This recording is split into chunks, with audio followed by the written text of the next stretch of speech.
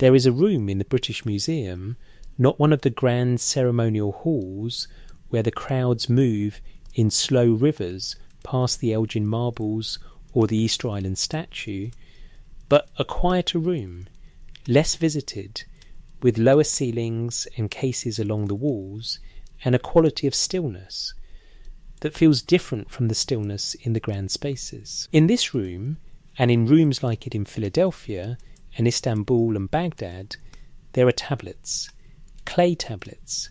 Some of them are small enough to fit in a closed palm. Some are larger, the size of a hardback book, heavier than they look. The surfaces are pressed with marks small, wedge-shaped impressions made by a reed stylus pushed into wet clay at an angle, thousands of marks on a single tablet, each one placed deliberately by a human hand. The clay was then dried, or in some cases fired, and it hardened around the marks, and then, in most cases, the tablets were buried. Not always intentionally, cities fell, buildings collapsed, libraries were abandoned and covered over by centuries of accumulated earth and debris. The tablets went into the ground and stayed there for thousands of years. They came back out in the 19th century, mostly British excavators, French excavators, American expeditions from the University of Pennsylvania. They came out broken in many cases, or incomplete, or stained with the mineral deposits of millennia. And then scholars learned to read them. The cuneiform script, that wedge mark system, had been a dead language for nearly 2,000 years before European scholars in the 19th century began the long, painstaking work of decipherment. By the late 1800s, they could read it. By the early 1900s, a literature was emerging from the ground, an entire civilization's written record, buried and then recovered. Available now to be read by anyone with the right training or access to the right translations. They are still legible. The marks pressed by human hands into wet clay in ancient Mesopotamia can be read today, are being read right now in university offices in Oxford and Chicago and Philadelphia and Baghdad. Scholars are sitting with these tablets, working out what the marks say, arguing about specific words, proposing new translations of passages that have been translated before, finding nuance that earlier translators missed. The conversation between the ancient scribes and the modern scholars has been going on for more than a century and shows no sign of reaching its end. And what some of those marks say, what a specific subset of them say. The ones this episode is going to spend its time with describe something that has stayed with me through every draft of this, through every return to the source material, through every attempt to find a frame for it that feels adequate and honest at the same time. One quick thing before we dive in: leave a comment and tell me where you're listening from tonight. And what's been on your mind? The title of this episode makes a claim. You heard it before you came here, and the claim is specific enough that it deserves to be named plainly at the start. The Anunnaki, a class of divine beings from the Mesopotamian tradition, named across hundreds of those clay tablets, referred to in Sumerian and Babylonian texts, spanning nearly 2,000 years of continuous civilization, engineered an emotion into human beings, deliberately, intentionally, with a purpose. The purpose being that we would never unite against them. No single tablet contains a line that reads, "We will place this feeling inside them so they do not organize." No excavated inscription, no translated passage from the libraries of Nippur or Nineveh or Sippar uses those words in that order. The line in that form does not exist in the recovered record. If you came here expecting me to produce it, I cannot. What the record gives instead is a pattern, distributed across multiple independent texts, composed at different times, in different cities, by scribes who may or may not have known each other's work. A pattern that, when you trace it from its beginning to its end, maps onto the title's premise in ways that are not easy to walk away from, because the pattern is not assembled from fringe readings or alternative translations. It comes from the scholarly mainstream, from the standard translations, from the debates that professional Assyriologists have been having in peer-reviewed journals for more than 100 years.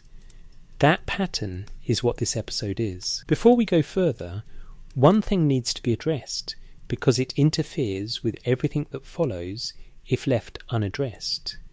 Beginning in the 1970s, a writer named Zecharia Sitchin published a series of books proposing that the Anunnaki were extraterrestrials beings from another planet who arrived on Earth, genetically engineered the human species for labour, and then departed. Sitchin's work found a large popular audience and continues to circulate widely. It is not supported by the scholarly translation of the relevant cuneiform texts. Professional Assyriologists and Sumerologists, the specialists who actually read these scripts, have examined Sitchin's specific textual claims and found them based on mistranslations, invented readings, and the selective use of passages stripped of context. This is the consensus position of everyone who works professionally with this material, not a fringe scholarly opinion. This episode is not about Sitchin's framework. It is about what the actual texts say in the translations established through more than a century of rigorous, contested, genuinely serious scholarship. What the actual texts say is strange enough on its own terms, strange in ways that do not require any addition, strange in ways that are, if anything, more quietly unsettling than the alien engineer narrative, because the strangeness belongs to real objects sitting in real museum cases, not to a theory constructed on disputed readings. The clay is there, the words are on it. And the words, when you follow them where they lead, take you somewhere. We start at the beginning, not the beginning of human history as evolutionary biology understands it, but the beginning of the story as the tablets tell it, which means we start before humans existed at all. We start with the gods, and with the problem the gods had, and with the decision they made to solve it. Because that decision is what produced, according to these texts, everything that came after, including us. Set aside everything you think you know about how humans came to exist, and try to hold in mind the world as these tablets describe it before our arrival in the story. It is not an empty world. The Mesopotamian tradition does not give us a void at the beginning, or a formless darkness waiting to be shaped. It gives us a world already populated, already structured, already running, but running on the labour of a specific class of beings who are not content with the arrangement. The world in the Atrahasis epic, before the first human being is made, is a world in which the gods themselves are working, hard physically, in ways the text describes with a specificity that struck me the first time I sat with it, because the specificity is so thoroughly mundane. Not cosmic labour, not the grand metaphysical work of holding reality together, digging, canal maintenance, moving earth, the foundational infrastructure work of an agricultural civilization performed by divine hands. The text that tells this story is called the Atrahasis epic. The name comes from its protagonist, a man named Atrahasis, whose story this episode will return to when the narrative reaches its flood. But the epic does not begin with Atrahasis. It begins long before any human being exists, in a world ordered by gods and maintained by their labour, and it begins with a crisis in that order. The primary surviving version is Old Babylonian, written in Akkadian cuneiform, dated to approximately 1700 BCE, making it roughly contemporaneous with the reign of Hammurabi. The main tablet was found at Sippar, an ancient Babylonian city on the Euphrates River in what is now central Iraq, and it is held today in the British Museum in London. The translation that established the scholarly foundation for reading this text was produced by W. G. Lambert and A. R. Millard, two British Assyriologists, published in 1969 under the title Atrahasis, the Babylonian Story of the Flood. Their work remains foundational, though subsequent scholars including Benjamin Foster and others have continued to refine specific passages and offer alternative readings of contested lines.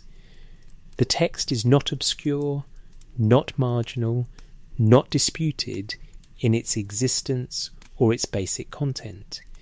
It is one of the most studied documents from the ancient world, and its opening, once you settle into it, reads less like mythology in the sense we usually mean that word grand, symbolic, elevated above the everyday, and more like a labour record. There is a flatness to the way the initial situation is described, a matter-of-factness that functions almost as a bureaucratic filing of a grievance. The gods who are working are simply working. They have been working for a very long time. The text uses a figure 3,600 years that is almost certainly symbolic rather than literal, a number drawn from the Mesopotamian mathematical system's use of base 60, with 3,600 being a particularly significant round number in that system, a number suggesting completeness, vastness, an unimaginable duration of sustained toil. The gods in the trenches have been there, as far as the text is concerned, forever. These working gods are called the Igigi. They are distinguished in the Mesopotamian divine hierarchy from the Anunnaki, the greater gods, the senior ones, the council that holds authority. The Igigi are the younger class, the workers, assigned to the physical maintenance of the cosmos, while the great gods hold their court and make their decisions. The work the text assigns them is specific.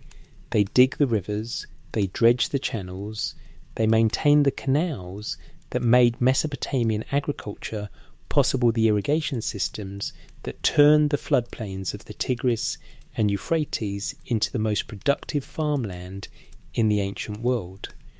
In the theological framework of this text, the gods are doing the foundational infrastructure work of civilization. What happens next is described with a matter-of-factness that is, on reflection, more striking than any dramatic rendering would be. The Igigi stop. They hold a meeting among themselves. The text gives us their deliberation, their collective decision, and they decide that the work will continue no further. They burn their tools, the digging baskets, the implements of canal work, the physical objects of their labour are set on fire. And then they march. At night, the detail of night is in the text, giving the whole action a quality of clandestine urgency, of something done under cover, and without announcement they march to the palace of Enlil. Enlil is the chief god of the Sumerian and Babylonian pantheons, the lord of wind, of earth, of the breath that moves through the world. More practically, in the political theology of Mesopotamia, he is the figure of supreme governance, the one whose authority structures the divine order, and from whom royal authority on earth ultimately derives. His palace, in the cosmological geography of the story, is where power lives. When the Igigi surround it and begin beating on the gate, they are not simply protesting their working conditions to a foreman. They are presenting their grievance to the highest authority in the cosmos. Enlil, inside, wakes to the noise of the gate. He calls his minister a figure named Nusku and tells him to go to the gate and find out who is there and what they want. Nusku goes. He returns. The message is simple: the gods who dig the canals will dig no longer. The Agigi are on strike. The infrastructure work of the cosmos has stopped. What follows is a council. The great gods assemble Enlil, and Anu the sky god, who is the father of the pantheon, the supreme figure above even Enlil, and Enki, the god of wisdom and fresh water and the deep subterranean ocean called the Apsu. They are facing a genuine crisis, and the text treats it as one. The cosmic infrastructure cannot simply be allowed to fall into disrepair. The canals do not maintain themselves. The rivers do not dredge themselves. The great gods are not, in this moment, in a position of easy superiority. They have a problem. They need a solution. It is Enki who offers it. Enki is one of the most consistently interesting figures in the entire Mesopotamian textual tradition, a god of genuine complexity, associated with cleverness and ingenuity, and a kind of ethical flexibility that manifests again later in this same text in ways we will return to. He is the problem solver of the Divine Council, the one consulted when something genuinely difficult needs to be worked out. The solution he proposes in this moment is the one that produces humanity. Let the birth goddess create a being, he says. Let her make something new. A Lulu, the word in Akkadian, suggesting a primitive one, a rough one, a basic creature to carry the work that the Igigi no longer will. Let this new being bear the Dulu. That word Dulu deserves to be stayed with, because it is more specific than the English word labour captures. In Akkadian, Dulu refers not simply to physical work in the abstract, but to a particular complex of service activities, the maintenance of temples, the preparation and offering of food and drink to the gods, the cultivation of sacred lands that support divine institutions, the upkeep of the sacred infrastructure that keeps the gods housed and fed and attended to. The Dulu is not general toil, it is the specific work of sustaining the divine economy, of keeping the gods in the condition that gods require. The being who will bear the Dulu will not just be a labourer in a general sense. It will be a being whose entire purpose is maintaining the apparatus of divine life. Humans, the Atrahasis epic proposes from its very first movement, were designed for this, not as an incidental result of a creation that had other primary purposes, not as a side effect or a gift or an act of divine love towards something the gods wanted to see exist. As the explicit answer to a management crisis, the gods needed someone else to do the work. The solution was to make that someone. The great gods agree to Enki's proposal. The Divine Council reaches its decision with the same administrative plainness that characterises the whole opening of this text. Enki and the birth goddess, called Mami in some passages. Nintu in others are assigned to carry out the making. The council disperses. The labour crisis has a solution in principle. What remains is the question of what exactly will be made, what will go into it, what will make it work. Before Enki and Mami can make the first human, something has to be decided that the text treats as a practical question rather than a moral one. What will the new creature be made of? What ingredients will go into it to make it capable of the Dulu, to make it a functional being rather than an inert lump of clay? The question is not philosophical in the text framing it is technical. You are making something to do a job. What does it need in order to do that job? The answer the text arrives at has stayed with me longer than almost anything else in this entire body of material, and the reason it stays is precisely because it is not treated as remarkable by the text itself. It is described with the same practical flatness as everything else in the creation sequence. There is a God whose name, in the version Lambert and Millard translated, is Geshtu-E. In other textual variants he appears as We-Ilah. He is not a major figure, not one of the gods, with a vast theological portfolio and a city dedicated to his worship. He is a specific, relatively minor divine being who possesses something the creation requires. He possesses Temu. The word Temu in Akkadian is usually translated as intelligence, or reason, or deliberate understanding. It is the faculty of purposive thought, of comprehension, of the capacity to think a thing through toward a conclusion. In the Mesopotamian conceptual world, it is the quality that distinguishes a conscious, reasoning being from a mechanism, something that understands, rather than something that merely responds. The text tells us that Geshtu-E has it. He is a god of reason and sense, a god who understands. The gods slaughter him, not as punishment. There is no crime attributed to Geshtu-E in the surviving passages, no transgression, no story of what he did to warrant this end. He is selected for what he carries. His blood, mixed with clay, will be the medium through which his Temu passes into the substance of the new creature. Enki and Mummy take the clay. They take the blood of the slaughtered god. They mix them.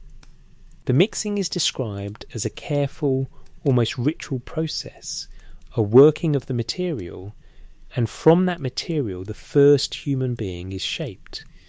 Stay with this for a moment, because the text moves past it with a speed that its weight does not deserve. The creation of humanity in the Atrahasis epic requires a god to die, specifically a god who was intelligent. The ingredient that makes humans more than clay, the ingredient that gives the new creature the capacity to understand and reason, is the transferred intelligence of a sacrificed divine being. We are, in this account, not made from nothing, and not made purely from the earth. We contain something divine, something that was in a god before it was in us, something that was not given but extracted, obtained by killing the one who held it. There is a question embedded in that detail that the text declines to answer. Why did the humans need the slaughtered god's intelligence at all? The dulu they were made to perform does not obviously require profound reasoning. Canal maintenance and temple service and agricultural labour are not activities that demand the Temu of a god. A simpler creature one, without reasoning capacity, without deliberate understanding, might have served the god's functional requirements just as well, perhaps more reliably, without the complications that come with building reason into your labour force. And yet the text gives us the intelligence. The dead god's Temu goes into the clay.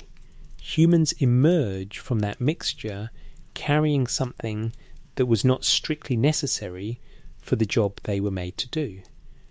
That surplus is something we will return to. It surfaces again differently, from a different direction later in what these texts contain. A second textual tradition bears on the question of what went into the human design, and it sits alongside Atrahasis as a complement rather than a contradiction, filling in a dimension the primary text doesn't address. The Sumerian composition known as Enki and Ninmah is preserved on tablets found primarily at Nippur, that ancient Babylonian city in south-central Iraq. Roughly midway between modern Baghdad and Basra, where excavators from the University of Pennsylvania carried out major campaigns beginning in 1889 and continuing into the early 20th century. The Nippur excavations produced tens of thousands of cuneiform tablets, many of which ended up at the University of Pennsylvania Museum of Archaeology and Anthropology in Philadelphia. The Enki and Ninmah text has been translated and studied by multiple scholars, with Thorkild Jacobson and Samuel Noah Kramer among those whose work has been most influential. In this Sumerian account, the creation of humans has a quality notably different from the Atrahasis version. It is iterative. Experimental. Enki and Ninmah are working together, and the results of their work are not always what they intended. Ninmah shapes beings from clay, and some of them come out wrong: a man who cannot control his bladder, a woman who cannot give birth, a being who cannot hold still. Enki, with his characteristic ingenuity, finds a function for each of these imperfect forms, a role in society for a being who might otherwise be considered failed. But the point of this aspect of the narrative is not the solutions, it is the failures. The creation of humanity, in this tradition, was a process of trial and adjustment. The design was worked toward, not arrived at, in a single moment of divine confidence. Together, the Atrahasis and Enki and Ninmah traditions build a picture of a human creation that was careful and deliberate, and not casual, but also not omniscient, not instantly successful, not the product of a being who simply willed a result into perfect existence. Humans were worked on, the ingredients were chosen, the proportions were adjusted. We are the result of a process, and the process left marks in what we are. The divine intelligence from the slaughtered Geshtui folded into clay. The iterative adjustments of Enki and Ninmah working out what a functional human required. But there is another dimension to the question of what was built into the human design, and it comes from neither of these creation narratives. It comes from a concept that runs through the broader Mesopotamian theological tradition, a concept about the nature of human inner life, about where the states of feeling and behaviour that move through a human being actually come from and who holds them. That concept has a name, and understanding it changes the way everything else in this episode lands.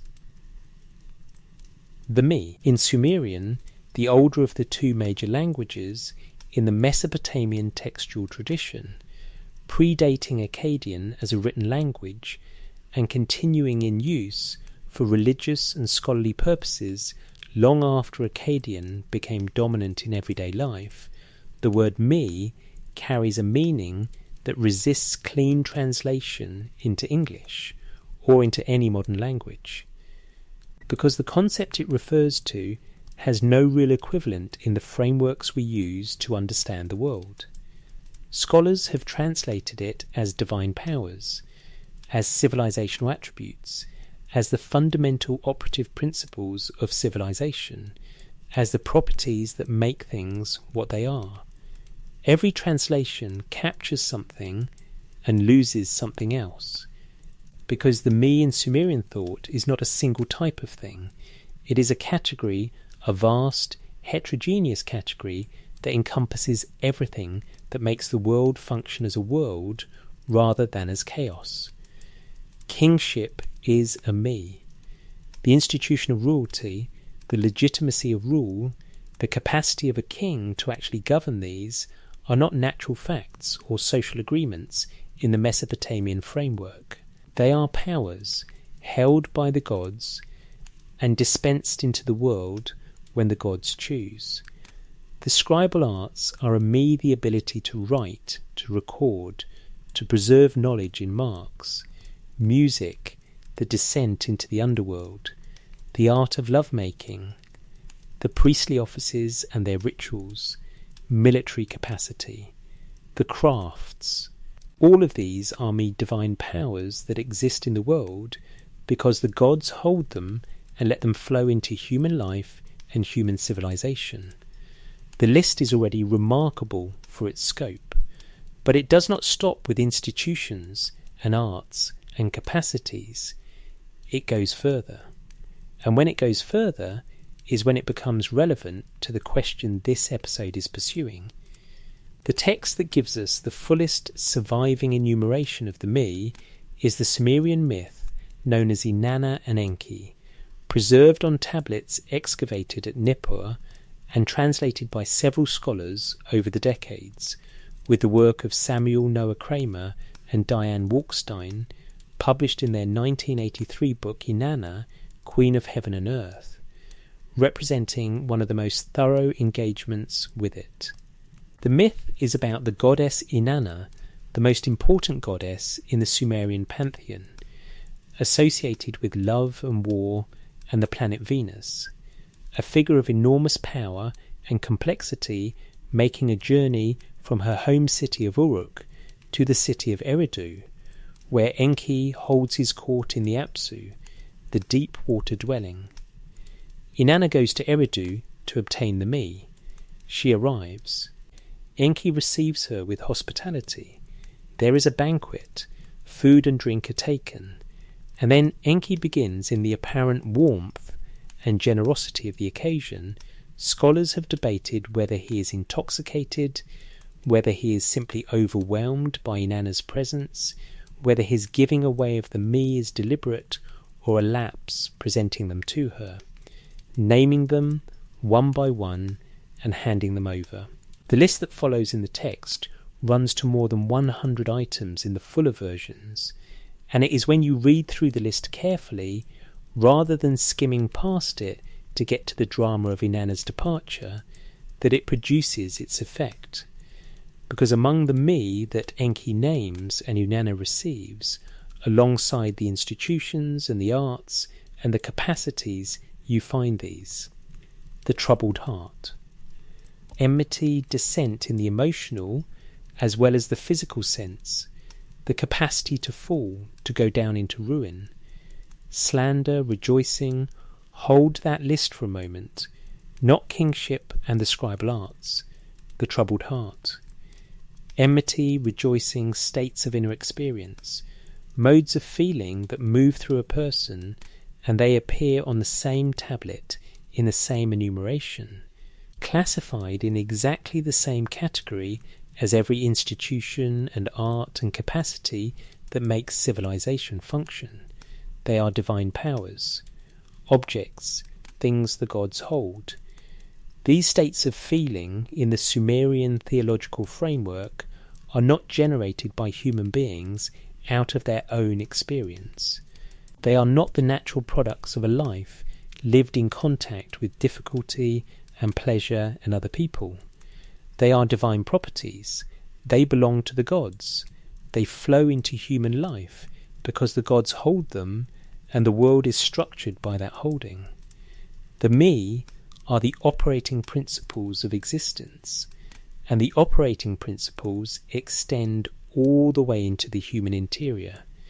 The myth itself concludes with Inanna loading the me onto her celestial boat and sailing away with them. Enki, waking, realizes what he has given away and sends messengers after her to retrieve them. She refuses to return them. She brings them to Uruk.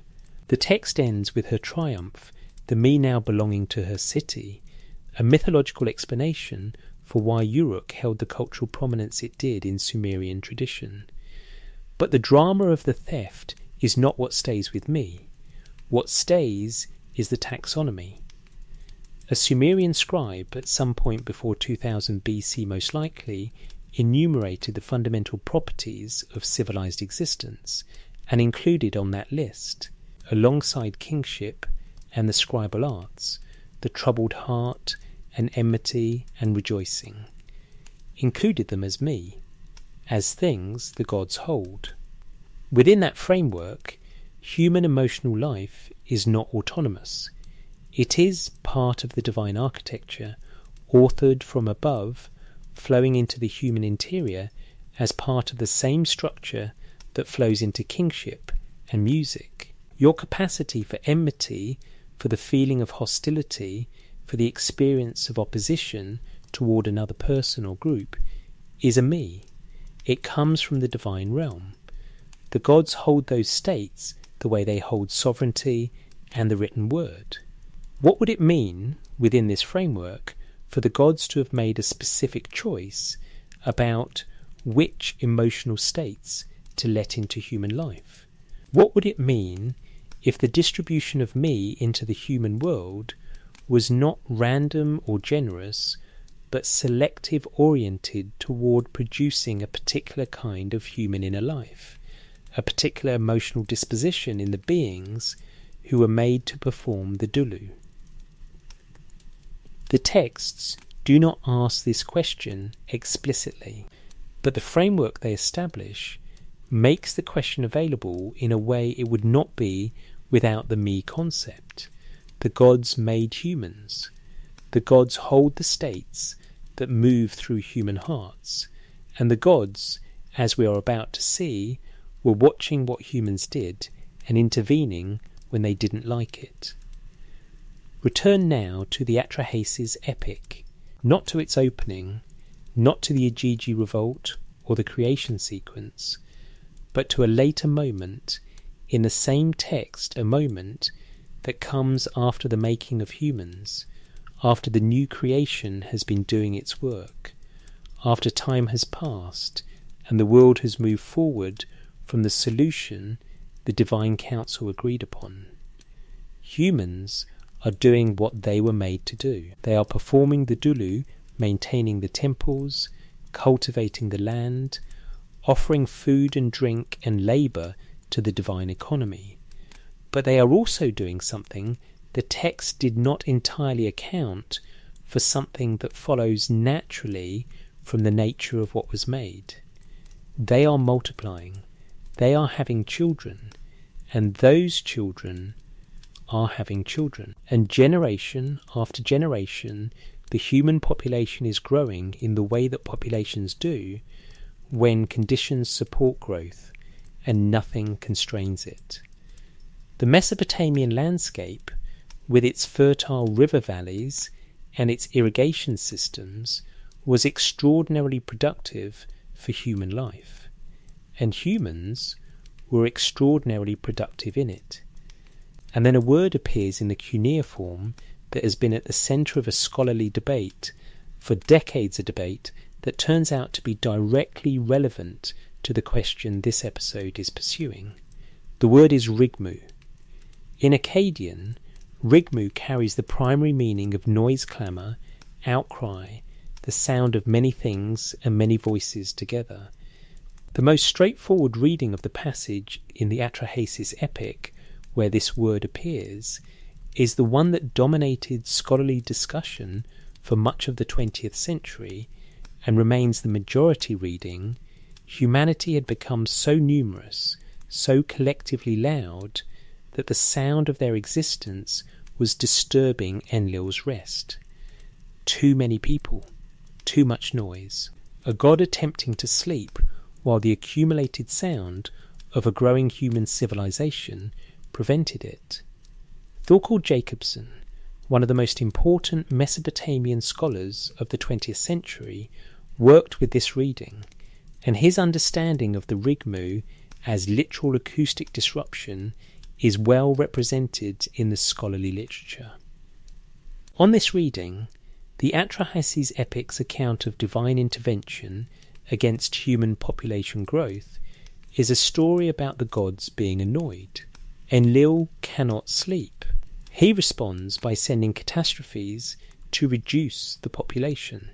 The theology is not especially profound on this. Reading it is an origin story for why the world contains suffering dressed up in divine agency.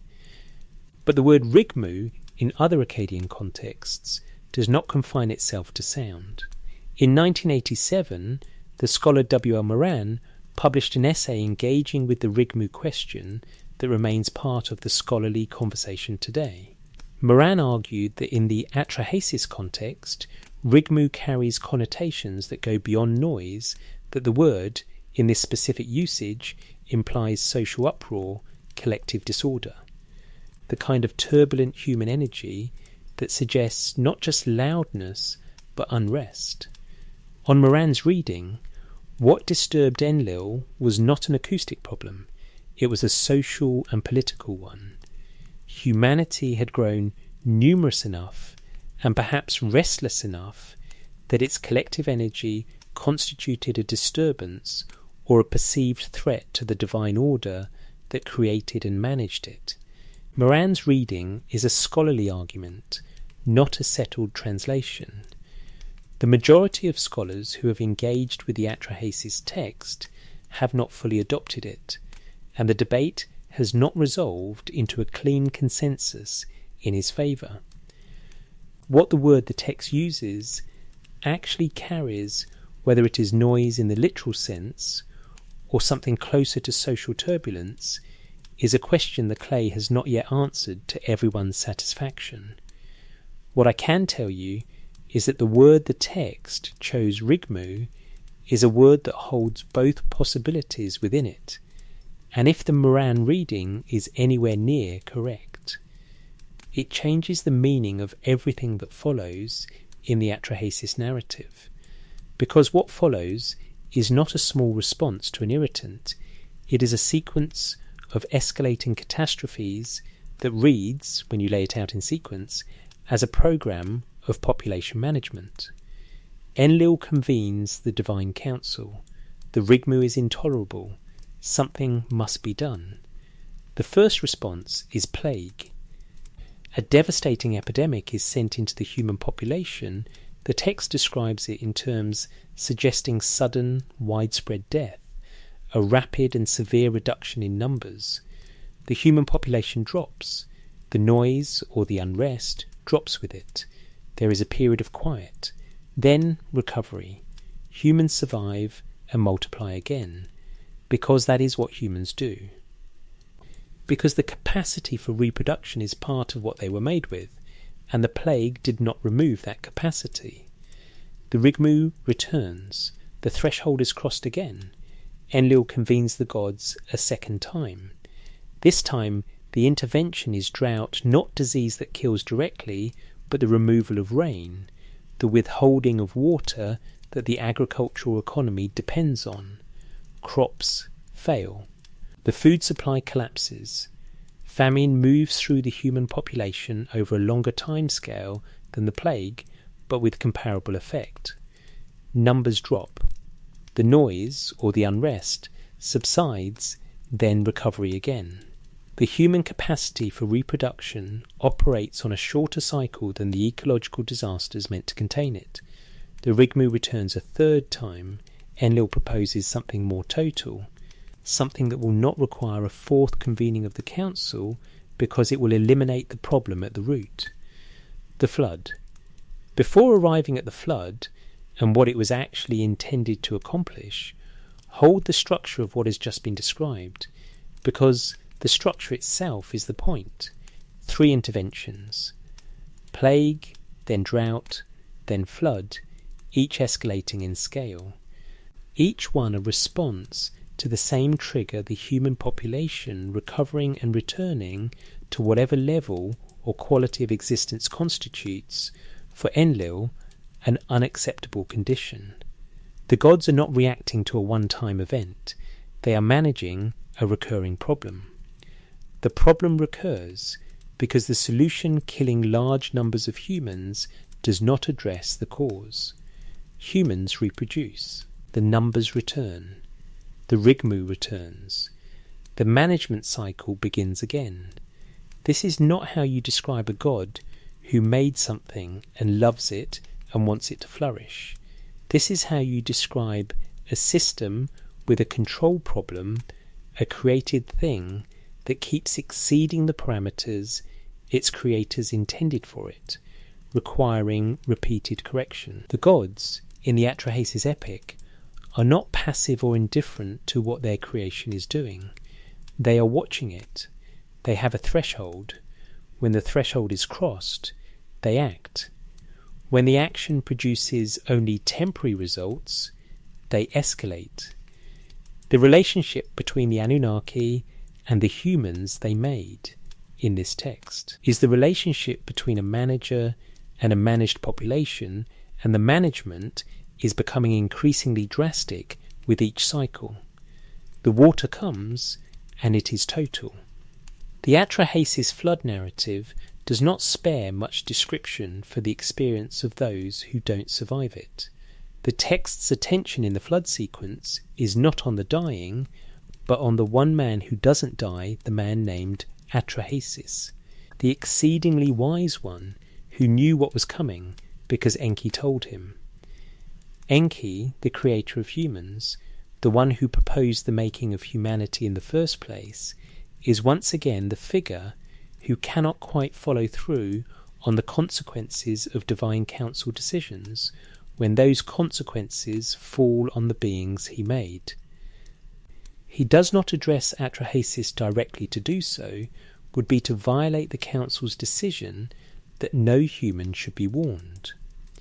So he speaks to the walls of Atrahasis' reed house, knowing that Atrahasis can hear through the walls, technically circumventing the prohibition through the thinnest possible legal fiction. He tells the walls the dimensions of a boat. He tells the walls what should be loaded into it. He tells the walls how long it will rain. Atrahasis understands. He builds. He loads. The rain comes. 7 days and 7 nights in the Atrahasis version of the flood. The text's description of the sound of it is one of the most affecting passages in the entire epic wind, water, the weight of it, and then a line in which even the gods themselves are disturbed by what they have done. Mummy, the birth goddess who shaped the first humans with her own hands, who mixed the clay with the blood of Geshtu-E, who worked the material until it held the right form, Mummy weeps during the flood. The text gives her a speech of grief and self-recrimination. She agreed to this in the assembly of the gods. And now she is hearing the sound of what she agreed to, and she does not know how to hold it. The gods crouch at the edge of what they have unleashed, the text tells us, like dogs. Even a divine decision, apparently, can produce a result that feels wrong when it is actually happening. The waters recede. Atrahasis' boat rests on solid ground. He makes offerings, the smell of the sacrifice rises, and the gods, who have not been fed properly during the chaos of the flood, because there were no humans to maintain the temples, gather around the offering like flies, the text says, drawn by the smell of food. The image is not flattering. The gods who just destroyed nearly all of humanity are described gathering around a cooking fire like hungry animals. Then Enlil arrives, and Enlil sees the boat. Enlil sees that there is a human survivor, and Enlil is, in the text account, furious. The argument that follows between Enlil and Enki is the hinge of the entire narrative, the moment where the flood story's real content becomes visible. Enlil accuses Enki of having undermined the council's decision. Enki does not exactly deny it. His defence is more a philosophical argument about the nature of divine responsibility than a denial of what he did. The specific wording of their exchange varies between textual versions, some of which are fragmentary. But the substance is consistent. Enlil wanted total elimination. Enki preserved one family, and now the two of them must reach a new agreement about what to do. The new agreement is what everything in this episode has been building toward. Because the new agreement is the part of the Atrahasis flood story that almost never appears in popular retellings, the part that gets cut when the story is summarized as ancient flood narrative comparable to Noah, man survives in boat. Those retellings end with the landing, with the offering, with survival as the conclusion. But the Atrahasis text does not end there.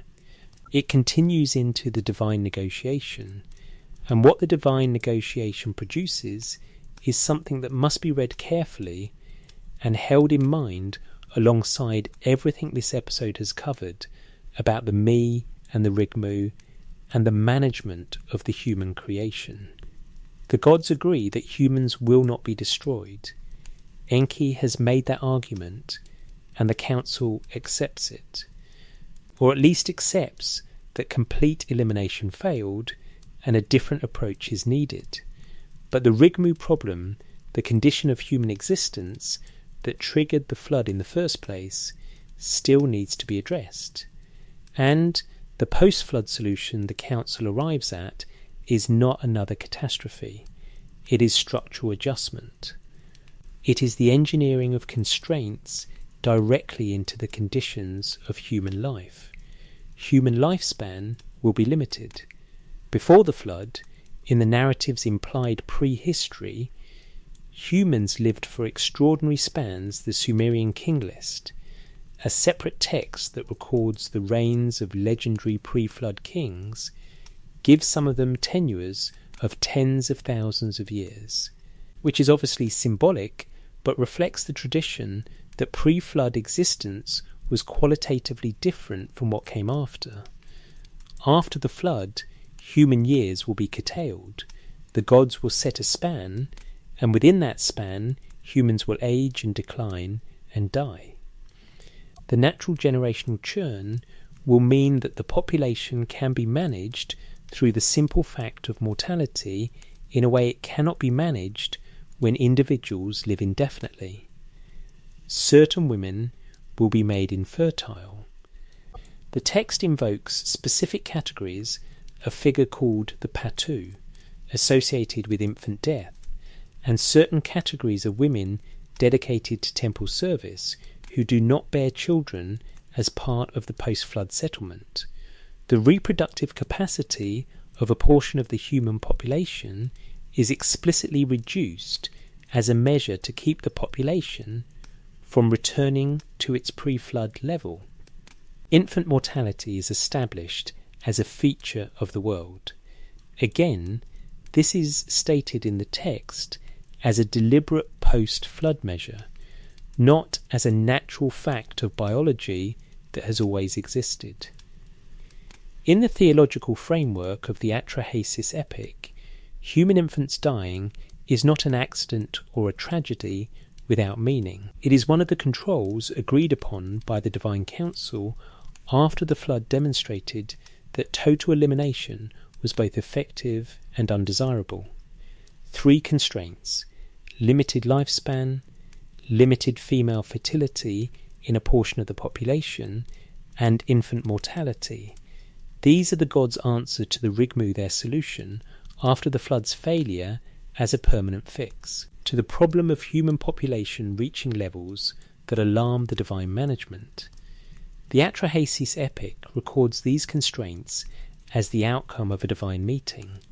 They are presented as decisions, as agreed upon measures, as the new architecture of human existence after the flood. Every human being who has ever been born carries a mortality that is, in the Mesopotamian theological framework, a post-flood administrative decision. The length of a human life, the fact that it ends, was set in a meeting by a council in response to a management problem. Sit with that for a moment before moving forward. In the winter of 1849 and 1850, a young Englishman named Austen Henry Layard was directing excavations on the eastern bank of the Tigris River, in the desert terrain opposite the modern city of Mosul in what is now northern Iraq.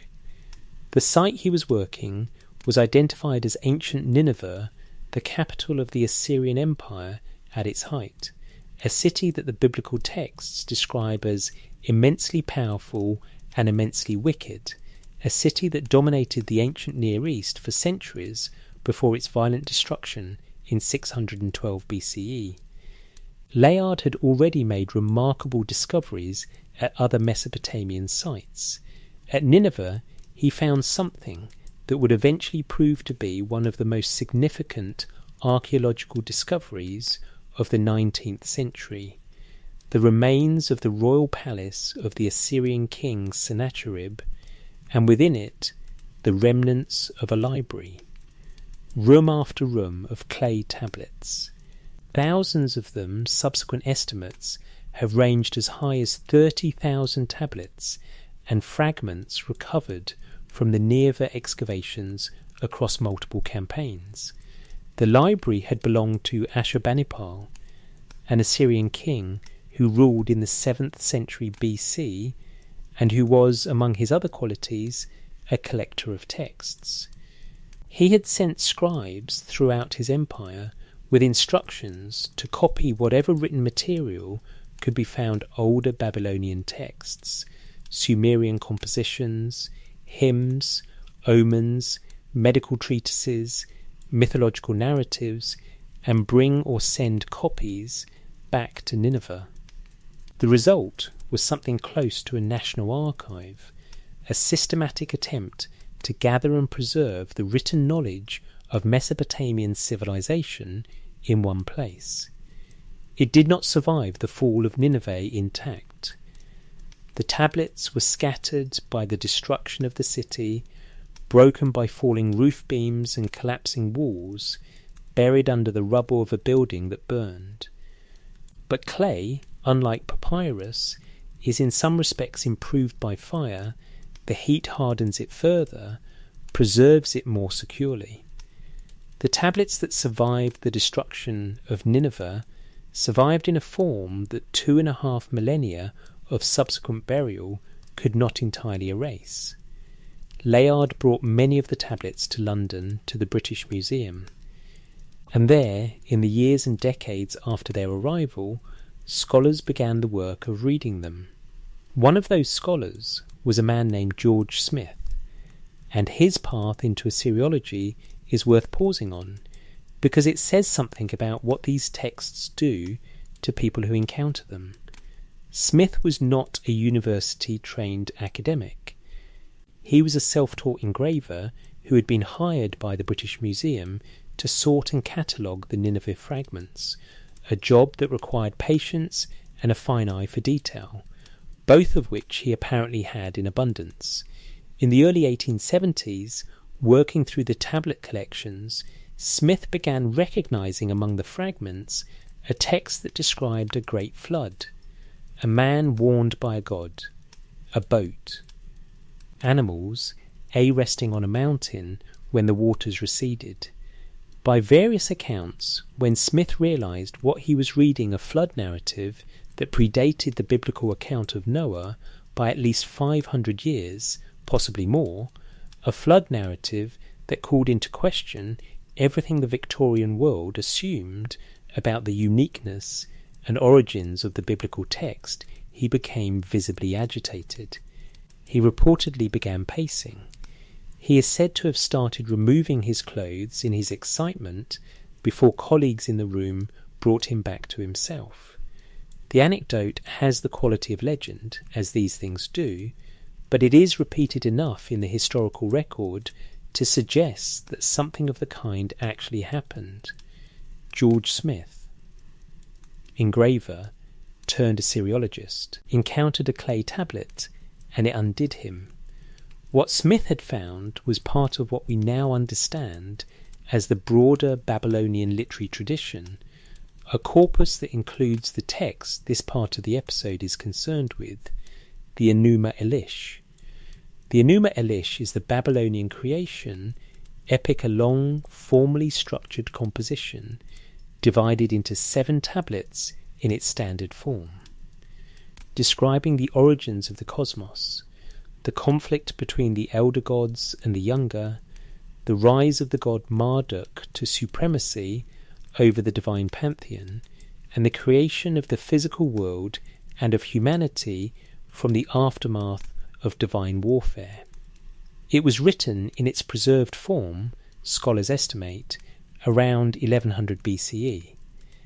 Though it draws on mythological and theological traditions considerably older than that, it was recited at Babylon during the Akitu festival, the Babylonian New Year celebration, which means it was not an obscure esoteric text known only to specialists. It was the central liturgical narrative of Babylonian state religion, read aloud in the most important ceremonial context of the year. In the most important city of the ancient world, it is a different text from Atrahasis in almost every dimension, different city Babylon rather than Sippar. Different primary character Marduk, the patron god of Babylon, is the hero of the Enuma Elish in a way that no single divine figure dominates Atrahasis.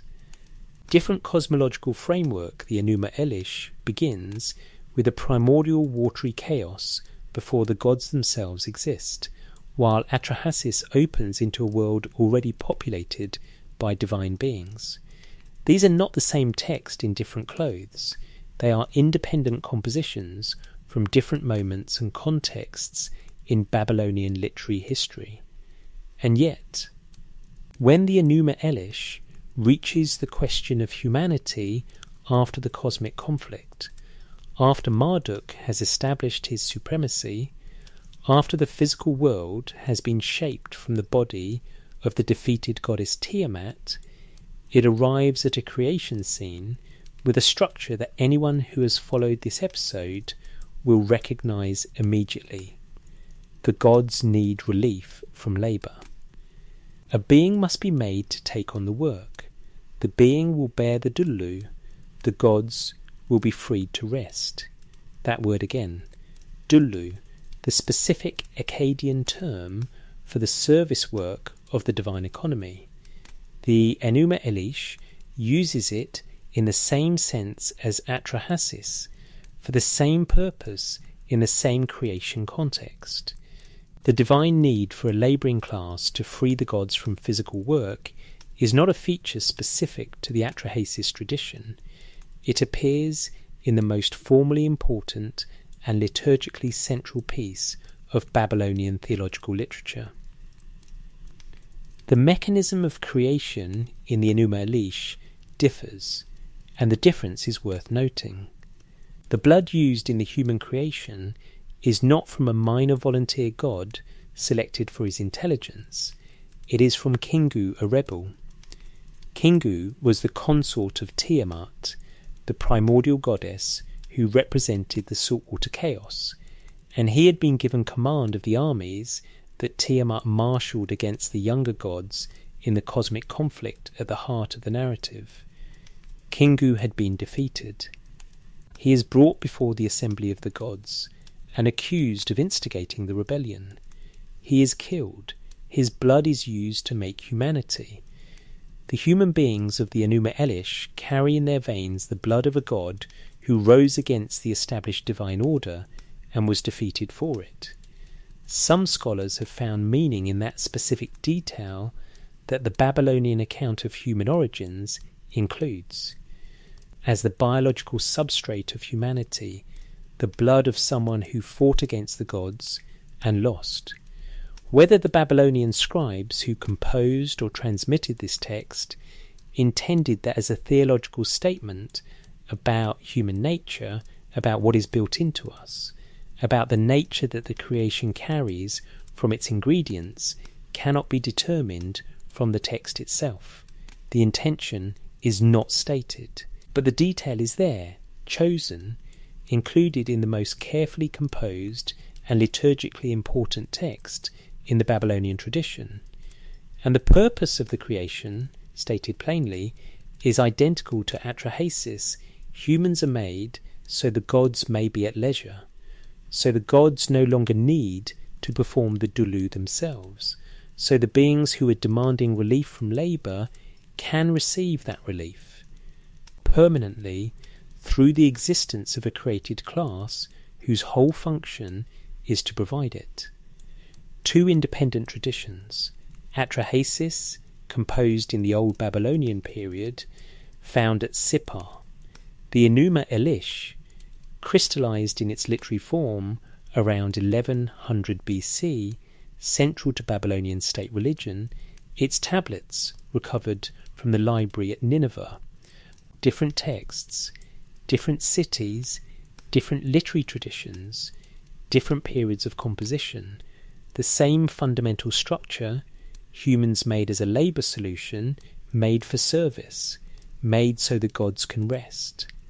When the same theological claim appears in one text, it is that text's claim. When it appears independently in two texts from different traditions, it belongs to something larger than either. It belongs to the civilization's understanding of itself, of its origins, of why the beings who wrote these texts existed at all. The Mesopotamian answer to the question of why humans exist was not arrived at by one unusual scribe in one unusual moment. It was the answer the civilization carried in its most central documents, its liturgical texts, its foundational stories. The explanation and the practice existed in the same space. The scribes who pressed these marks into clay were themselves performing the dulu, maintaining the temples, serving the divine economy, and the texts they produced explained why. There is a text in the Nippur tablet collection that most people who are interested in ancient civilizations have never heard of, which contains an idea that almost everyone has encountered in another form. The text is called Enmerkar and the Lord of Aratta. Enmerkar was a legendary king of Uruk, one of the earliest and most important Sumerian cities, associated in Sumerian tradition with the foundation of kingship and the origins of writing. The Lord of Aratta was the ruler of a rival city, located somewhere in the mountains to the east or northeast of Mesopotamia, possibly in the region of modern Iran, though the precise location has been debated and has not been conclusively established archaeologically. Aratta in Sumerian tradition is associated with precious metals and lapis lazuli, and skilled craftsmen, a wealthy, distant, somewhat mysterious place whose exact geography the texts decline to specify. The narrative that bears their names is a long poem about the diplomatic and sometimes magical contest between these two legendary rulers. Enmerkar wants tribute and skilled workers from Aratta. The Lord of Aratta resists. The contest plays out through messengers, through riddles, through challenges involving impossible tasks, through what appears to be an early form of written communication. Some scholars have read the narrative as a mythological account of the invention of writing, though this reading is not universally accepted. Samuel Noah Kramer, the Sumerologist, whose decades of work did more than perhaps any other single scholars to make Sumerian literature known to the wider world, worked extensively with this text. His translations and analyses remain foundational points of reference for anyone engaging with it. The tablets that preserve Enmerkar and the Lord of Aratta were found at Nippur. They are incomplete multiple tablets, some broken, some with sections damaged or missing. The text in the form we have it is a reconstruction from multiple fragmentary sources, with some passages reconstructed with reasonable scholarly confidence and others remaining uncertain. This is the normal condition of Sumerian literature. The survival of these texts through 4,000 years of burial was never going to be clean or complete, and the scholars who work with them operate constantly with the acknowledgement that what exists is a partial record of what once existed. Within this long narrative poem there is a passage, not the most famous part of the text, not the passage usually highlighted in discussions of Enmerkar's significance for the history of writing or kingship. A passage that sits in a section of the narrative that has attracted scholarly attention precisely because of what it preserves. A reference to a prior state of the world, a condition that existed before the present arrangement. That was different in a fundamental way. In Kramer's reading, and in the scholarly discussion that has developed around it, the passage describes a time before the conditions of the current world were established, when all the peoples of the earth spoke a single language. The text does not specify which language or describe what it was like, or elaborate on what this primordial linguistic unity made possible or impossible for the humans who lived within it. It simply asserts the state, one language shared by all. And then a god changed it. The passage describing this change sits in a section of the tablets where the physical condition of the clay is damaged, and this is the source of the most significant uncertainty in reading it. The attribution which God took this action is not clearly preserved in the surviving text. The god involved may be Enki. Enki is the natural candidate. He is the god of wisdom and language and the deep waters, the figure most associated in Sumerian tradition with the capacity to alter fundamental conditions of existence, and he appears prominently throughout the surrounding narrative. It may be another figure. The tablets, as they have survived, do not let scholars say with certainty. What they do let scholars say is this: the Sumerian literary tradition preserved a story in which the multiplicity of human languages, the fact that people across the world cannot simply speak to one another, cannot share a common tongue that makes communication across cultural distances automatic, is not an accident of history or a natural consequence of geographic separation over time. It is the result of a divine decision. A god perceived a world in which all humanity spoke as one and altered that condition. After the alteration, languages were many, and people were divided in a way they had not been before.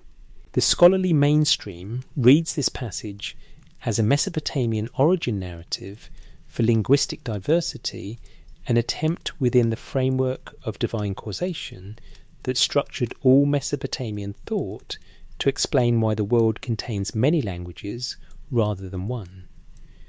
The parallel with the Tower of Babel story in Genesis, the narrative in which a humanity united by a common language attempts to build a tower reaching to heaven, and is scattered by a god who confuses their speech, is recognized by scholars of comparative religion and ancient Near Eastern studies as reflecting a shared tradition or related traditions. The Sumerian material is older than the biblical version, and the broad scholarly position is that the Genesis account draws on a Mesopotamian tradition of which the Enmerkar passage is a surviving example. The motive for the divine action that introduces linguistic diversity is not stated in the surviving passage, and this is where the damage to the tablets is most frustrating. Because it is possible that the passage originally elaborated on what the god intended and why. If it did, that elaboration is gone. What remains is the action and the result. The action, a god alters the linguistic condition of humanity. The result, a world with many languages, in which communication across cultural distances requires effort and translation and is frequently impossible. Now hold that action against everything this episode has assembled. Hold it against the Atrahasis creation narrative humans made as a labour solution, made with the divine intelligence of a slaughtered god mixed into their clay.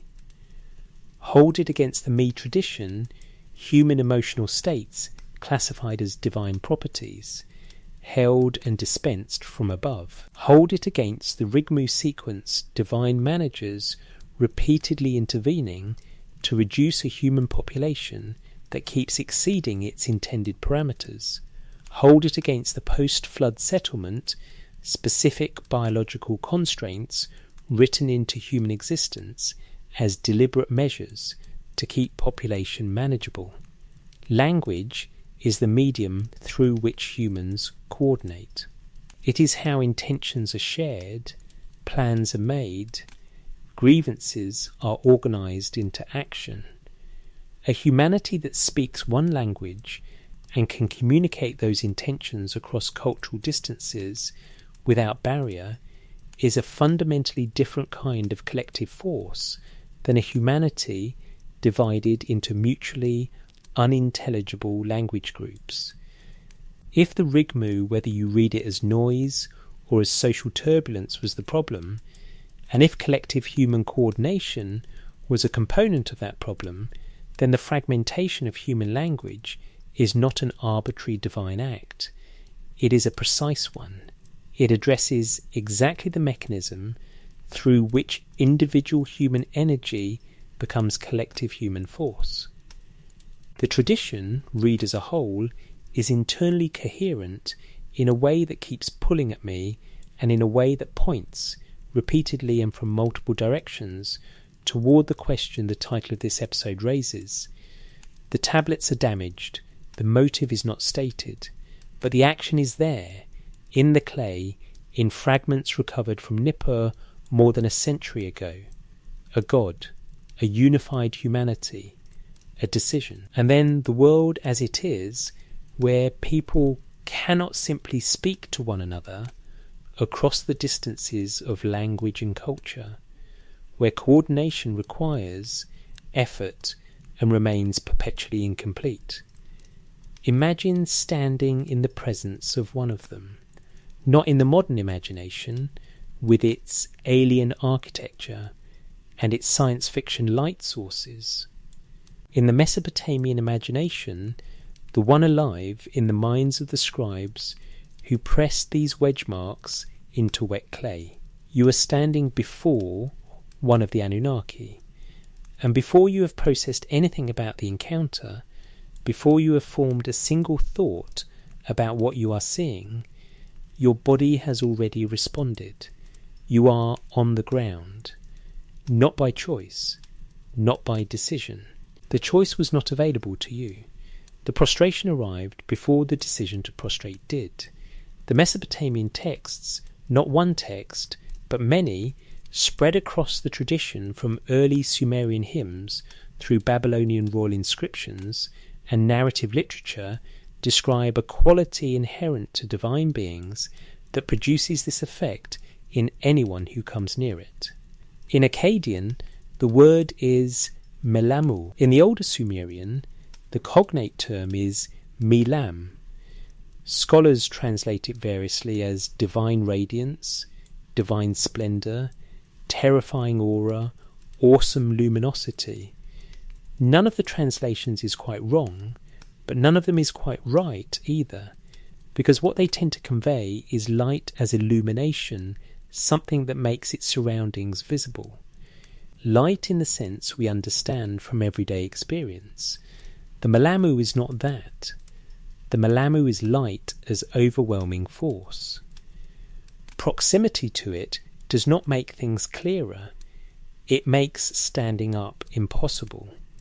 Royal inscriptions from the Assyrian period, found in the same Nineveh excavations that produced the Enuma Elish tablets, and in later Assyrian palace excavations at sites like Nimrud and Khorsabad, describe the Melamu of the king as a reflection of divine radiance, transferred from the gods to their chosen representative on earth, marking the king as touched by divine order.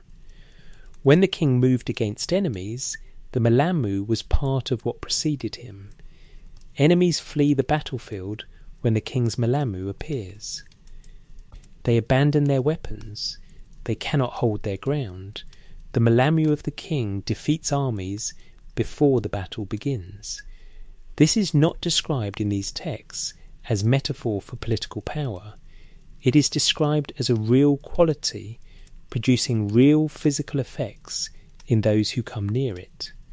In the narrative literature, when a god appears to a human, the human's response is physically described: prostration, trembling, inability to speak.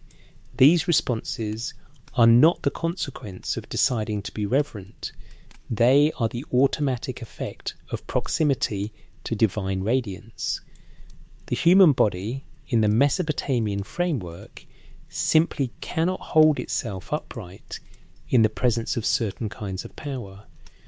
The Malamu tradition appears across the Mesopotamian textual record with a frequency that distinguishes it from anything localized.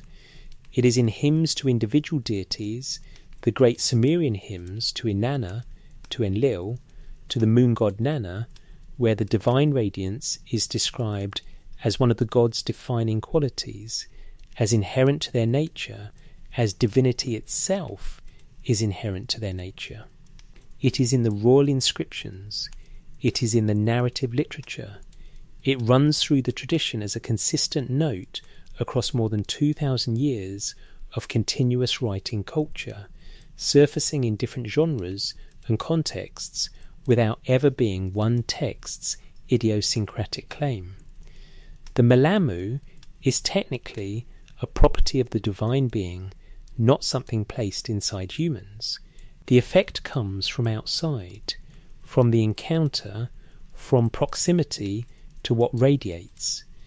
In that sense, it differs from the me tradition, where the emotional states that move through human beings are understood as divine properties flowing into the human interior. But the structure both traditions create in the world is the same. Whether the control mechanism works by filling the human interior with divinely authored emotional states, or by producing overwhelming physical effects through the divine presence itself, the experience result for the human is identical. You cannot stand. You cannot resist. The posture of submission is not available to be declined. The me tradition works from the inside out. The states that move through you are authored from the divine realm. The Malamu works from the outside in.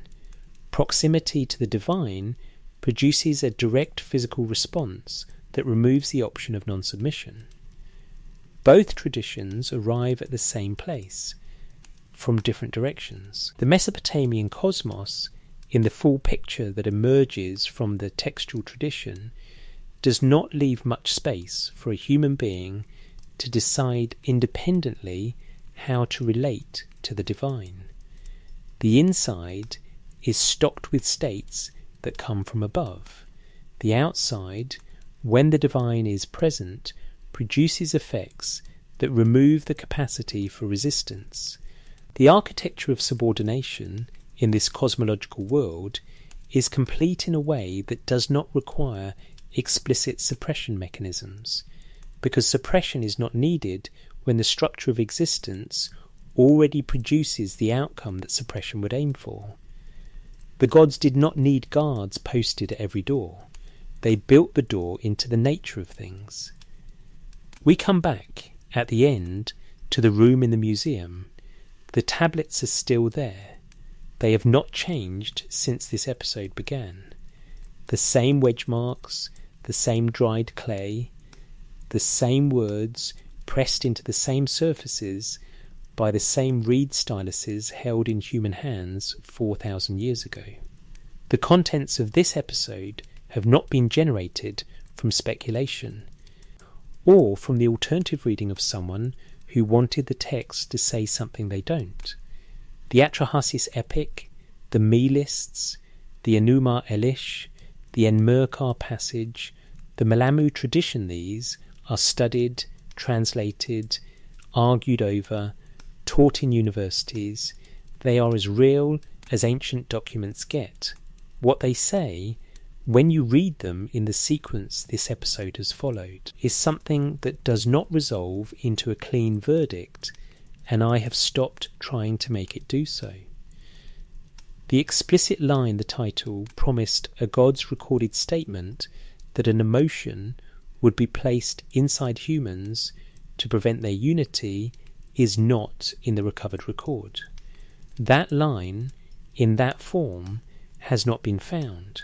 It may never have existed on any tablet, or it may be in the ground somewhere beneath the Mesopotamian plain, still waiting. The clay gives up what it gives up at its own pace. What is in the record is this: a civilization whose foundational stories, multiple of them, independent of each other, composed at different times and in different cities, consistently describe human beings as made objects, made for a purpose, made with specific ingredients that include the divine intelligence transferred from a slaughtered god, made in a world where human emotional states are divine properties, held and dispensed from above, made into a population that when it grew large enough or restless enough, triggered divine intervention, plague, drought, flood, and then a set of biological constraints agreed upon in divine council and written into human existence as the permanent solution, made into a species that in at least one surviving text was once unified in language until a god changed that. That is the picture the clay makes. Something that helped me sit with it without forcing it into a resolution it doesn't have these are 4,000-year-old theological texts from a civilization that no longer exists, written by scribes who believed what they wrote inside a framework of the world that is not the framework you or I inhabit. Treating them as literal history is a different kind of mistake from dismissing them as primitive fable. They are something else, records of what a civilization believed about itself, about its origins, about the relationship between the humans doing the believing and the powers they understood to have made them, and what that civilization believed. Encoded in story after story, pressed into clay along the banks of the Tigris and Euphrates, is that they were made things, not loved into existence, not breathed into being by a god who valued what they would become, needed for service, needed to carry the labour burden, needed so the gods could rest. Designed with care, the iterative experiments of Enki and Ninmah suggest something beyond a thoughtless first attempt, but designed toward a function. The function was service. Whether any emotion was engineered into that design, whether the troubled heart and the enmity and the prostration of the Melamu tradition add up to something that deserves the word engineered, that is a question the tablets leave open. They leave you with it, and they leave you with a great deal of material to hold it against. The words are still there. In the museum, in the university vaults, on the websites where the cuneiform digital libraries have been making them available to anyone with an internet connection. The Cuneiform Digital Library Initiative at UCLA and the Electronic Text Corpus of Sumerian Literature, Oxford, are real resources maintained by real scholars, and the texts this episode has drawn on are accessible through them. The originals in transliteration, the translations in English, not excerpts, not summaries the texts themselves with scholarly apparatus. You can go further than this episode went. Most people do not, and the reasons for that are understandable. But the option exists. The further in you go, the less you feel like you have found the edge of what these texts contain. Each translation surfaces new questions. Each scholarly debate illuminates a passage and leaves the passage casting a longer shadow than before. The Atrahasis epic alone, one text, one story, one sequence of tablets found in one ancient city, has produced decades of argument about single words. Rigmu, Temu, Dullu, small words, heavy with what they might mean. Somewhere in Iraq, there are probably tablets still in the ground, some broken, some intact, some that have not been found, or have not been read, or have not been read correctly yet.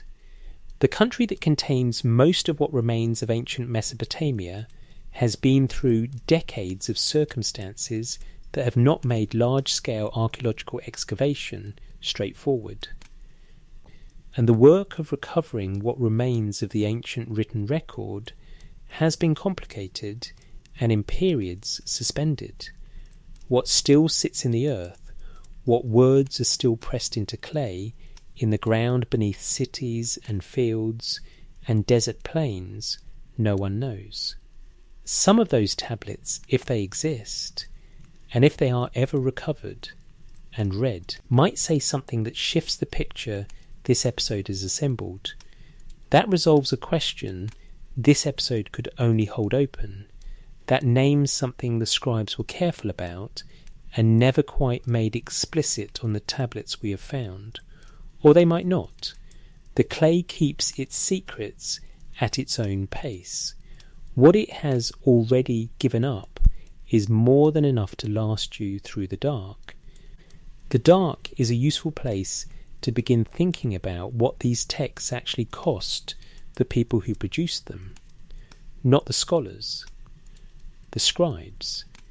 There is a habit, when engaging with ancient literature, of treating the texts as objects that arrived from the past, already detached from the bodies that made them already artifact, already document, already the kind of thing you study rather than the kind of thing someone lived while producing.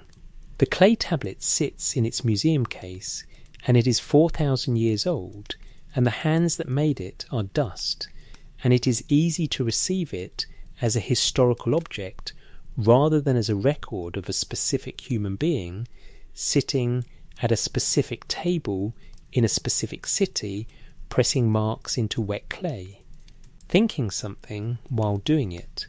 But someone did sit there, someone held the reed stylus, someone learned the signs, and learning cuneiform was not a casual undertaking. The scribal schools of ancient Mesopotamia, the Aduba, were serious institutions. Boys entered them young and spent years learning the sign lists, the vocabulary, the grammar of both Sumerian and Akkadian, the literary texts that formed the canon. The education was rigorous enough that the texts describing it include accounts of students being beaten for poor performance, of long days and demanding teachers, of the exhaustion of mastering a script that contains hundreds of distinct signs and requires years of practice before it can be written fluently. A scribe who copied the Atrahasis epic had spent years preparing to copy the Atrahasis epic. He had learned the sign list that contained the marks for Temu and Dulu and Rigmu. He had practiced the vocabulary until it was automatic, and then he sat down and he pressed the words of the creation story into clay, the story that said that his intelligence, the Temu that allowed him to read and write at all, was a diluted remnant of the intelligence of a slaughtered god, mixed into clay, put to work in the service of beings above him. He wrote that down, carefully, accurately, to the best of his ability. The marks are still there, still readable, still correct. He did his job well. What did he think while he was doing it? The question is unanswerable, and I am not pretending otherwise. We do not have access to the interior lives of ancient Mesopotamian scribes in any direct way. What we have are their texts, and occasionally, in the margins of those texts, something that functions like a personal intrusion, colophons that give a scribe's name, and sometimes a brief statement. Educational texts that record student complaints and teacher frustrations. A few letters, enough to establish that these were specific people, with names and families and worries and ambitions, rather than anonymous transmitters of a cultural program. One of the things we know about Mesopotamian scribes is that their professional identity was bound up with the divine in a specific way.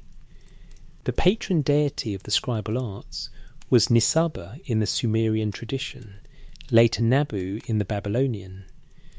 These were divine beings specifically associated with writing, with the reed stylus, with the marks that preserved knowledge.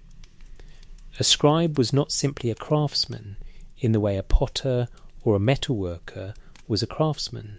A scribe was a person whose skill connected him to the divine realm in a particular way through the me of the scribal arts, through the power that the gods held and that flowed through him when he wrote. He was, in other words, the human through whom a me operated, through whom a divine power entered the world in practical form. His hand on the stylus, his marks in the clay, were the instrument through which the divine property of writing expressed itself in the human world, and the text his hand was pressing into the clay told him that the intelligence that made his hand capable of those marks was borrowed, transferred, extracted from a god who was killed, so that something of divinity could be made available in a diluted clay-bound form. The Timu that allowed him to write the Atrahasis epic was, according to the Atrahasis epic, the Timu of Gesh-2-e, filtered through millennia of human descent from the first clay and blood creation. I am not drawing a conclusion from this observation. I am sitting with it, in the same way I have asked you to sit with several things in this episode, because the weight of it seems to require sitting rather than immediate processing. The scribe who copied the creation story was copying a story about what he was, a made thing, a vessel for a divine ingredient that had been installed in human clay for a purpose, a being whose inner life, whose Timu, whose capacity for the deliberate understanding that made him a scribe rather than a labourer, was a diluted inheritance from a slaughter. He wrote it down, and then, presumably, he went home. There is another layer of the scribal relationship to these texts that deserves its own space, because it speaks to something about how the Mesopotamian civilization held its own foundational stories, whether with the unexamined confidence of a culture that has never questioned its myths, or with something more complicated. The textual tradition of ancient Mesopotamia is not static. It is not a single body of texts produced at one moment and then faithfully transmitted without alteration for 2,000 years. It is a living tradition that changed, that accumulated new material, that sometimes contradicts itself between versions, that shows evidence of deliberate editorial decisions by scribes who were not simply copying, but were, in a meaningful sense, authoring. The different versions of the flood story in the Atrahasis epic, in the later Gilgamesh epic, in the Sumerian flood story, are not identical. They share structural features, shared names, shared motifs, but the details differ in ways that suggest the tradition was available to be worked, that successive generations of scribes made choices about what to include and what to emphasize and how to frame the relationship between the human and the divine. The Gilgamesh epic is relevant here, and not only because it contains a flood narrative that parallels and possibly draws from Atrahasis. The Gilgamesh epic is the story of a king who loses his closest companion to death and cannot accept that loss, who travels to the ends of the earth looking for a way out of mortality, who finds the one human who survived the flood and lives beyond normal human years, and who is told by that survivor what actually happened, the Divine Council's decision, the flood. The post-flood settlement that included the limitation of human life. Gilgamesh hears the story. He understands what it means, and he cannot find a way around it.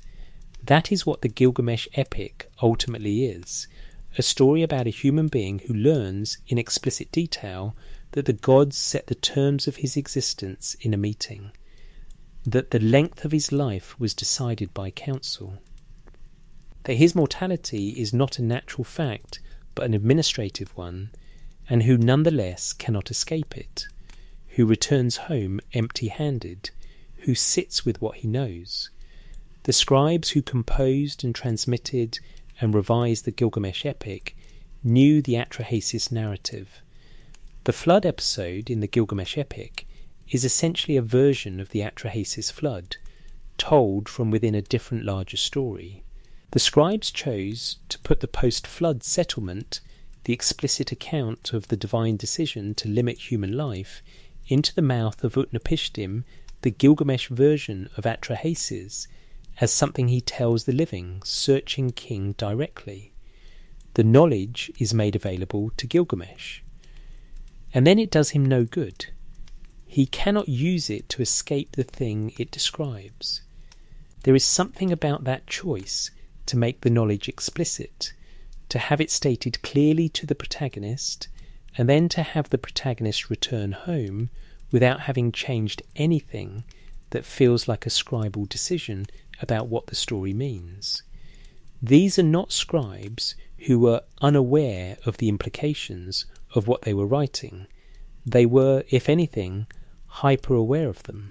They were choosing to tell a story in which a human being learns the full terms of his designed limitation and is unable to do anything about it. The knowledge is available. The knowledge changes nothing. That combination, explicit knowledge of a designed constraint, combined with the impossibility of using that knowledge to escape the constraint, is not an accident of narrative construction. It is the narrative's point. The Mesopotamian scribal tradition, in other words, was not simply transmitting the Atrahasis theology as an unexamined foundation story. It was working with that theology, extending it, exploring what it meant for a human being to know what the texts claimed about human origins and human limitation. The Gilgamesh epic is, among other things, a meditation on exactly this question. What do you do with the knowledge that your mortality was set in a divine meeting? What is left to do when the knowledge is full and the escape is impossible? Gilgamesh's answer in the text's final accounting is, you build. You make things that last longer than a life. You tend to what is in front of you. You go home. Whether that is wisdom or resignation, the text declines to say. This connects to something about the me tradition that did not get its full space earlier in this episode and deserves it now. The me, as we discussed, is the category of divine powers that includes everything from kingship to the troubled heart. But the me tradition is not only about what the gods hold and dispense, it is also about what can be taken, what can move, what can be transferred, stolen, carried away on a boat, brought to a different city and established there. Inanna, in the myth we discussed, takes the me from Enki. She loads them on a boat. She brings them to Uruk.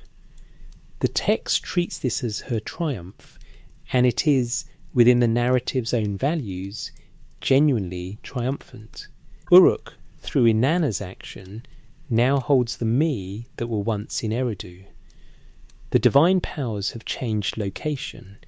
They belong now to a different city, a different institution, a different human context. The mobility of the me is theologically significant in ways that extend beyond the specific myth. If the divine powers, including the states of feeling that constitute the human interior, are things that can be moved, transferred, stolen, relocated, then they are things that are not permanently and inescapably fixed in their current location. The troubled heart that is a me is in the world because a god holds it, or has let it flow into the world. But what a god holds, a goddess can take. What resides in one city can be carried to another. The architecture of the me is total, in the sense that everything in human life flows from it. But it is not immovable. I want to be careful about how much weight to put on this observation, because the textual tradition does not develop it in the direction I am about to suggest. The myth of Inanna and Enki is not a story about humans taking back their own emotional states from divine custody. Inanna is a goddess. The relocation of the me is a divine transaction from one god to another that happens to benefit the city Inanna favours. There is no human protagonist in that myth who acts to reclaim the troubled heart, or the enmity, or the rejoicing from the divine realm that holds them. But the fact that the me can move, that the architecture is total but not static, that the divine powers governing human inner life can be in different hands at different times, is a feature of the theological framework that the tradition established and then did not fully develop. It sits there in the me myth as a theological possibility that the scribes articulated and then, in the texts we have, did not extend. Why a human would want to reclaim the troubled heart from divine custody is admittedly an odd question. Why a human would want to reclaim the capacity for joy is less odd. The tradition does not go there. But it established a world in which the question is at least speakable. There is one more strand of the textual tradition that this episode has not yet addressed, and it lives at the edge of the material we have been covering, close to the centre of the question the title raises, but coming at it from a direction that the foregoing has not yet approached. It is the question of memory. In the Mesopotamian theological framework, the gods hold not only the me, the operative powers of civilization and inner life, but also what the tradition calls the tablet of destinies, the dup imti. This is another concept that appears across multiple texts, in multiple contexts, in ways that establish it as a fundamental feature of the Mesopotamian cosmos rather than a single text's idiosyncratic claim. The tablet of destinies is the object on which the fates of gods and humans are inscribed. Whoever holds it holds the destinies, and the holding of it is, in the texts, a form of real power over what will happen. In the Enuma Elish, the conflict over who holds the tablet of destinies is part of the cosmic struggle that the text narrates. Kingu, the rebel whose blood became humanity, was given the tablet of destinies by Tiamat. It was the source of his authority over her armies. When Marduk defeats the forces of chaos, the tablet of destinies passes to him. He holds the destinies. He sets the terms. The tablet of destinies does not appear in the Atrahasis flood narrative's post-flood settlement passage. The settlement there is described in terms of specific biological constraints, lifespan, fertility, infant mortality, rather than in terms of a written record of what is determined. But the Tablet of Destinies tradition and the post-flood settlement tradition belong to the same cosmological world, and they say the same thing from different angles. The terms of human existence are written down somewhere. They are inscribed. They are held. They are not the result of natural processes operating without oversight. They are the result of decisions made by beings who hold the authority to make them, and recorded in a form that is as real as the clay tablets that record the stories about them. A civilization that believed the terms of its own existence were literally inscribed on a divine tablet held by the supreme God is a civilization with a very specific relationship to its own condition, not a relationship of acceptance through ignorance, because the scribes clearly knew what they believed and wrote it down carefully, not a relationship of rebellion, because the Gilgamesh epic demonstrates that the knowledge of the design does not enable escape from it. Something more like what we would call fatalism, except that fatalism in its modern sense implies a passive resignation that does not quite capture the quality of the Mesopotamian response. The kings built, the scribes wrote, the temples were maintained, the dulu was performed. The civilization continued for nearly 3,000 years of continuous, productive, genuinely extraordinary human achievement in mathematics, in astronomy, in literature, in law, in architecture, in agriculture, in trade.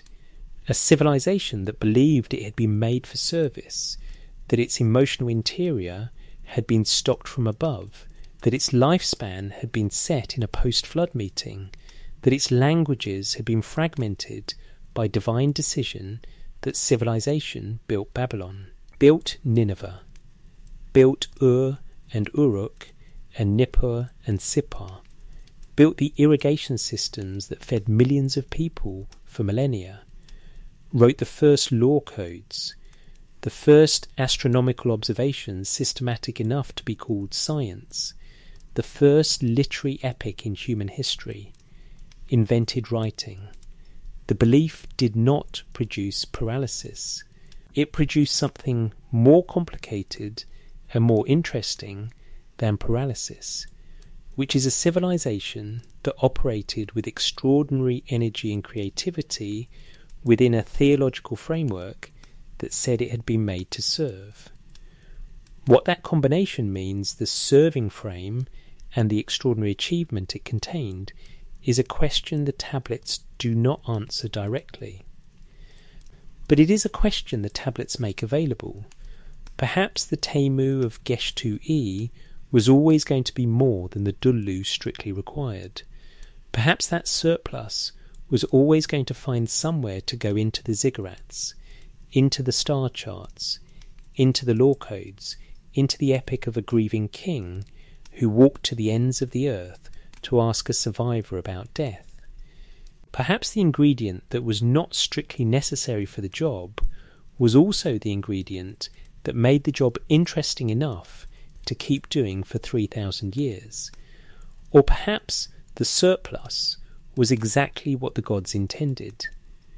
Perhaps the intelligence in the clay was calibrated precisely enough to perform the Dulu with the skill the divine economy required. Enough to understand the theological framework that gave the Dulu its meaning, not quite enough to do what Gilgamesh tried and failed to do. The texts do not say. The scribes pressed the marks and went home. What stays when you close the laptop or put down the book or reach the end of an episode like this one is not a conclusion. It is a texture. The texture of a civilization that looked at the human condition, at the mortality, at the linguistic division, at the inner states that move through people and resist their management, and encoded in its most careful, most studied, most formally produced texts the explanation that these things were put there, that the brevity of a life was decided in a meeting, that the enmity between people flows from a divine power held above them, that there was a time when all of this was different, before a God made a choice that has held ever since. Whether any of that is true, in a sense that goes beyond theology, whether it describes something about human origins that the Mesopotamian scribes were preserving in metaphorical form. Having received from some older tradition a memory of actual events is a question this episode is not going to answer, because this episode does not know. Nobody knows.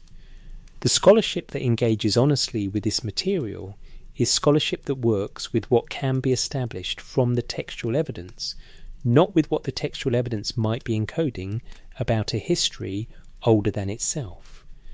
What can be established is the record, and the record is there, and the record is old, and the record is legible, and the record says specific things about why humans exist, and what was put inside them, and what happened when they grew too numerous, or too unified, or too restless for the comfort of the beings who made them.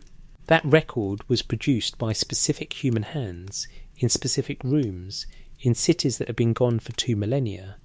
The hands are dust, the rooms are rubble beneath the Iraqi plain, the cities are mounds of earth with archaeological catalogue numbers. But the clay survived, the marks survived, the words survived, and somewhere in a museum case in London, in Philadelphia, in Istanbul. In Baghdad, the tablet sits in its glass housing, behind its explanatory card, in a room that is quieter than the grand halls, with lower ceilings and cases along the walls. You can go there. You can stand in front of it. You can look at the marks and know, because the scholars have done the work of making it possible to know, what those marks say. They say that you were made, that the intelligence you are using to hold this thought was installed by design, that the feeling moving through you right now, whatever it is, the curiosity or the skepticism or the unease, is a me, a divine power held by beings that the tradition describes in detail and whose names are on hundreds of tablets. They say this plainly, without apology, without apparent awareness that anyone reading the marks might find it disturbing. The scribe who pressed them was not disturbed, or if he was, he did not record it. He pressed the marks carefully and correctly, the Timu of Geshtui working through his hand in the way that Timu does when it finds a task suited to it. He finished the tablet. He set it to dry. 4,000 years later, it is still legible. That is, in the end, the thing that stays with me most. Not the content, though the content is extraordinary. The survival. The fact that marks pressed into wet clay by a human hand in a city that no longer exists can be read, today, by another human hand turning the pages of a scholarly translation in a university library. The Temu moving through the scribe, moved through the tablet and through the millennia, and moves, in however diluted a form, through everyone who encounters what he wrote and understands it. The gods set a span, the span ends, but the clay outlasts the span, and the words outlast the clay's burial, and the meaning outlasts the civilization that pressed the words.